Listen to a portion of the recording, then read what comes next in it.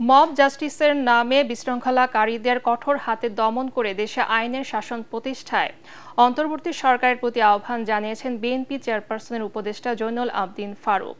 জাতীয় প্রেসক্লাবের সামনে প্রতিবাদ সমাবেশে তিনি বলেন, বিএনপি মবের বিপক্ষে, আইন নিজের হাতে তুলে নেয়ার অধিকার কারো নেই। এদিকে নয়াপল্টন কেন্দ্রীয় কার্যালয়ে জুলাই অভ্যুত্থানে আহত কয়েকজনকে চিকিৎসা সহায়তা প্রদান করতে গিয়ে বিএনপির সিনিয়র যুগ্ম মহাসচিব রুহুল কবির রিজভী বলেন, জাতীয় নির্বাচনের আগে স্থানীয় ভোট আয়োজনের কোনো সুযোগ নেই। বিডিআর বিদ্রোহের নামে ৫৭ জন সেনা কর্মকর্তা হত্যার সাথে জড়িত শেখ হাসিনা ও তার সহযোগীদের বিচার নিশ্চিত করার দাবি জানান তিনি। এ সময় রিজভী আহমেদ আইন শৃঙ্খলা পরিস্থিতি নিয়ন্ত্রণে অন্তর্বর্তী সরকারকে আরও তৎপর হওয়ার আহ্বান জানান। যারা আমার নেত্রী বেগম খালেদা জিয়াকে ইশরাকের নির্বাচনী প্রচারণার সময় কারণ বাজারে মেরে ফেলার জন্য ষড়যন্ত্র করছিল, তারা কারা?